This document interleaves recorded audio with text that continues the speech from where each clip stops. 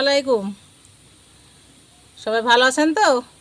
সোনাভানু kitchen থেকে সবাইকে স্বাগতম। আল্লাহর রহমতে আমিও ভালো আছি। আজ সোনাভানু কিচেনে রেসিপি হবে দুটো। পটল ঢ্যাঁড়স কুটে রেডি করে নিয়ে এসেছি, ভাজা হবে। আর চিনি হাঁসের ডিম আর এই কচু দিয়ে ঝোল হবে। এই কাঁচা কচু হেসে দিয়ে ছিলি কেটে ঝোল করব। এখন আমি উনুনটা ধরিয়ে দিব ভাজা চাপানির জন্য। কড়াইয়ে সরিষার তেল দিচ্ছি, ঢ্যাঁড়স আর পটল ভাজবো। ঝাল পেঁয়াজের কুচি ঢেলে দিলাম।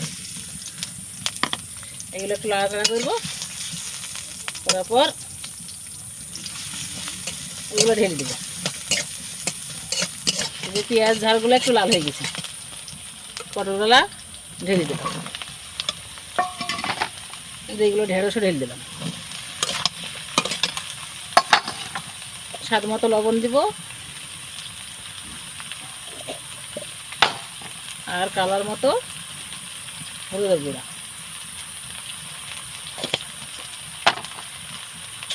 আর একটু জিরের গুঁড়ো দিলাম। এরকম ভাজা হবে, নাড়াচাড়া করি ঢেকে দিলাম। বললাম না কাঁচা কচু ছিলবো, ছিলি রান্না করবো। এই যে ছিলছি কাঁচা কচু, কাঁচা কচু ছিলি রান্না হবে। ডিম দিয়ে ঝোল হবে। ডিম সিদ্ধ করব না, কচুও সিদ্ধ করব না। কচুর তরকারিটা কষিয়ে চড়িয়ে দিয়ে ডিম কাঁচা ভেঙে দেবো, দিয়ে গোটা গোটা অমলেটের মতো হয়ে ডিমগুলো থাকবে। চিনি হাঁসের ডিম দিয়ে কচু রান্না হবে। মাছ দিয়ে রান্না করলেও সুন্দর হয়, আর ডিম দিয়ে রান্না করবো। এক এক করে কচুগুলো সব ছিঁড়ে দেবো। ঢাকা দিয়ে দিয়েছিলাম আর ভাজাটা হালকা করলাম। একটু লেড়ে দিই, ঝরঝরি হয়ে এসছে, আর একটু হলে হয়ে যাবে। আবার একটু ঢাকা দিয়ে দিই। ঢাকা দিয়েছিলাম, ঢাকনাটা আলগা করলাম। ভাজাটা সুন্দর হয়ে গেছে, ঝেড়ে ফেলবো। ঢ্যাঁড়সের ভাজা বিসমিল্লাহ ঢেলে নিলাম। তরকারিটা হয়ে গেছে। একটু ভাজা পটল আর ঢেঁড়স সুন্দর ভাজা হয়ে গেছে। এর কচু ডিমের ঝোলটা করবো। কচুগুলা কাঁচা ছিঁড়ে নিয়েছি, এবার একটু গরম করে পানিটা সেঁকে ফেলে দেবো, দিয়ে তারপরে ঝোল করবো। ঢাকা দিয়ে দিলাম। কচুগুলো ফুটে গেছে, কষটা বেরিয়ে গেছে, ঢেলে নেব। বাটিতে ঢেলে নিলাম।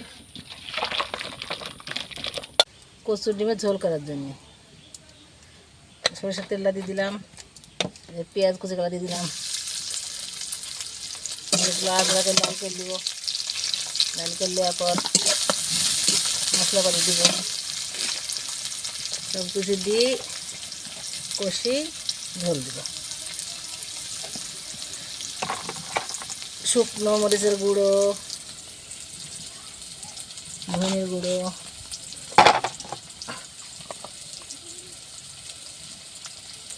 জিরে গুঁড়ো, মাপ মতো হলুদ আর স্বাদ মতো লবণ।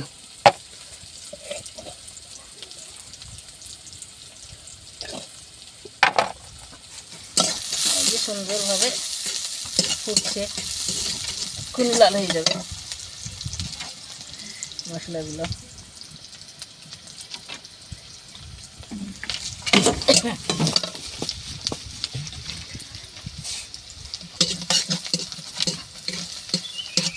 খুব সুন্দর জ্বলছে উনুনটা, মনে হচ্ছে আগুন নাই, ভিতরে সুন্দর জ্বলছে। দেখছেন তো কত আগুন ভিতরে। মশলাটা ঢেলে দিলাম।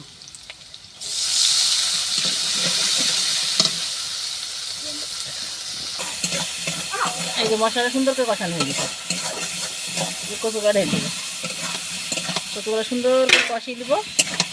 কষিয়ে আপনার ঝোল দিব, দেওয়ার পর কাঁচা ডিম ভেঙে দেবো। সুন্দর করে কষানো হয়ে গেছে। এই পানিটা ঢেলে দিলাম। কচু কচুটা কাঁচা তো সিদ্ধ হবে, একটু ঝোল বেশি দিলাম। তারপরে ঝোলটা ফোটার পর ডিম ভেঙে দেবো। এখন একটু ঢাকা দিয়ে দেবো। কষিয়ে ঝোল দিয়ে ঢাকা দিয়েছিলাম, এবার আলগা করে দেখছেন তো টকবক করে ফুটছে আর ভাব বেড়াইছে, ধোয়া বেড়াইছে। এবার আমি ডিম ভেঙে দিব এক এক করে। আমি সব ডিমগুলা কাঁচা ভেঙে এর মধ্যে ঢেলে দেবো। এই দেখেন একখানা দিলাম,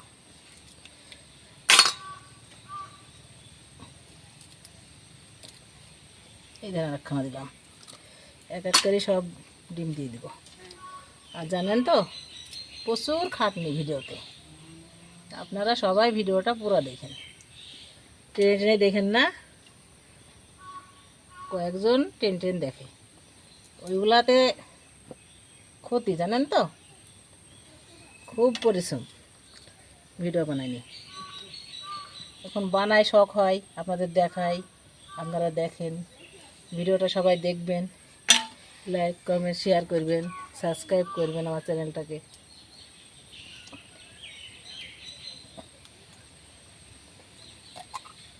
সব ডিমগুলা দিয়ে দিলাম, দেখলেন তো এক এক করে 6টা ডিম ভেঙে দিলাম। এখন আস্তে আস্তে জাল হয়ে মনে হবে সিদ্ধ ডিম। সিদ্ধ ডিম তো অনেক দিনই খাই, এরকম করে রান্না করে একদিন খেয়ে দেখেন। খুব সহজ পদ্ধতিতে রান্নাটা করি। আলুর সঙ্গে হবে খাওয়া, কচুর সঙ্গে হবে, ছোলার ডালের সঙ্গে হবে, যা ইচ্ছে করবেন তাই হবে। আজকে ইচ্ছে হলো কচুর সঙ্গে খাওয়ার, তাই কচু দিয়ে ডিমটা ঝোল করতে দিলাম। যে এক এক ডিমগুলো সব ভেঙে দিলাম। আর কচুটা শুধু ছিলে নিলাম কাঁচা, সিদ্ধ করলেও হয় গরম পানি দিই, খোসা শুধু সিদ্ধ করেও ছিলা হয়, তারপরে শুধু ছিলে নিলেও হয়। আমার মনে হলো যে শুধু ছিলে নিলে সহজ হলো, তাই আমি শুধু ছিলে নিলাম। এক এক করে সব কাজ আমার সম্পূর্ণ হয়ে এসছে। তরকারিটা রান্না হলেই আমার সোনামনু কিচেনের রান্না সম্পূর্ণ রেডি হয়ে যাবে। করি কেমন হলো, ওরে বাপরে বাপ, কি পিঁপড়ি রান্নাঘরে সুন্দরভাবে ফুটছে, দেখছেন তো। এই যে টকবক করে ফুটছে, কালারটা খুব সুন্দর লাগছে, সুন্দর হয়ে ধোয়া উঠছে। ডিমটা আবার সিদ্ধ হতে হবে, কুসুমটা না সিদ্ধ হলে তো খাওয়া যাবে না, তাই আর একটু জাল দিব। অনেকক্ষণ তো ঢেকে দিয়েছি, কাঁচা কচু তো একটু সিদ্ধ হতে দেরি হচ্ছে। ও মা, দেখছেন মনে হয়েছে ডিম সিদ্ধ করেছি। এই দেখেন কাঁচা ডিম, কিন্তু আপনারা ভিডিওতে সব দেখাইলাম দেখলেন। আর একটু আটার উপরে থাক, মানে কাঁচা কচু ভালো করে না মজলে হবে না, সিদ্ধ হয়ে গেছে। আর 2-1 মিনিট রাখবো। আপনারা পুরো ভিডিওটা দেখতে থাকুন, লাইক শেয়ার কমেন্ট করবেন, চ্যানেলটাকে সাবস্ক্রাইব করবেন। আবার পরের ভিডিও আপনাদের দেখা করব। তরকারিটা রান্না আর 2-1 মিনিটের মধ্যেই হয়ে যাবে। একটু এই যে তরকারিটা আমার রান্না হয়ে গেছে, সুন্দরভাবে রান্না হয়ে গেছে, দেখছেন তো। এবার আমি গামলায় ঢেলে নেব। বিসমিল্লাহ। এইগুলা কি বলেন তো আপনারা? এইগুলা আমার ডিম, কাঁচা ডিম। এই ডিমগুলা সিদ্ধর মতো হয়ে গেছে, দেখছেন তো, চিনি হাঁসের ডিম। এই ডিমগুলা সুন্দর করে সিদ্ধ হয়ে গেছে, দেখলেন আপনারা। এই যে একটু জিরে ভাজা দেবো তরকারিতে, জিরে ভাজা দিলে সুন্দরভাবে হয়ে যাবে। এবার আমি ভাতের হাঁড়ি উনানে বসিয়ে দিলাম, একটু ভাত রান্না করি। ভাজা তরকারি, ঝোলের তরকারি, এগুলো তো হলো, তো খাবো কি দিয়ে? ভাত দিয়ে খাবো, তাই ভাত চাপিয়ে দিলাম। ভাতের হাঁড়িতে পানিটা দিয়ে দিলাম, পানিটা গরম হলে চাল দিব। আর এই যে ডিম আলু ঝোলে জিরে ভাজা দিব। জিরে ভাজা না দিলে ভালো লাগে না খেতে, তাই একটু জিরে ভাজা দিই। সুন্দর করে জিরে ভাজা দিই, তারপরে গ্যাসটা কেটে দেয়। দেখছেন তো কত সুন্দর টকটক করছে, সুন্দর লাগছে। ডিম আর কচুর ঝোল, এটা ডিম কচুর ঝোল। কিনা চাল তো ভালো করে ধুইতে হয়। বিসমিল্লাহ। ভাতের হাঁড়ি চালগুলো দিয়ে দিছি। এক্ষুনি ভাতটা করে ফেলবো। কচু ডিমের ঝোল আর পটল ঢেঁড়সের ভাজা আর ভাত। আজ দুপুরে এটাই খাবার, এটা খেয়ে নেবো আজকে।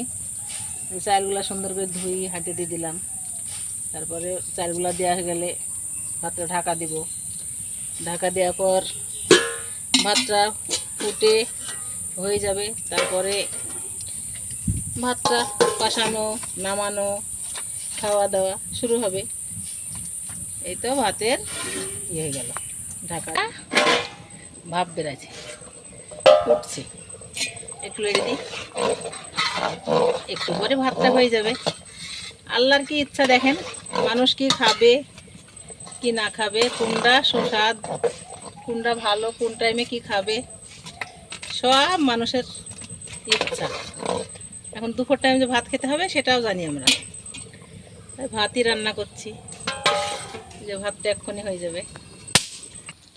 আমার ভাত রান্না হয়ে গেছে, এই দেখছেন তো, ফ্যানটা গেলে ঝরঝরেই ভাপ বেড়েছে, ধোয়া বেড়েছে, নামিয়ে ফেলবো। বিসমিল্লাহ, এক্ষুনি খাওয়া দাওয়া শুরু। এই যে কচু আর কাঁচা ডিম ভেঙে ঝোল, এই যে মনে হচ্ছে সিদ্ধ ডিম হয়ে গেছে। আর এইটা হলো পটল আর ঢেঁড়সের ভাজা আর ভাত করলাম। ভিডিওটা আপনারা সবাই দেখেন, লাইক কমেন্ট শেয়ার করবেন, চ্যানেলটিকে সাবস্ক্রাইব করবেন। ভালো থাকেন, সুস্থ থাকেন, সবাই সুন্দর থাকেন। আল্লাহ হাফেজ।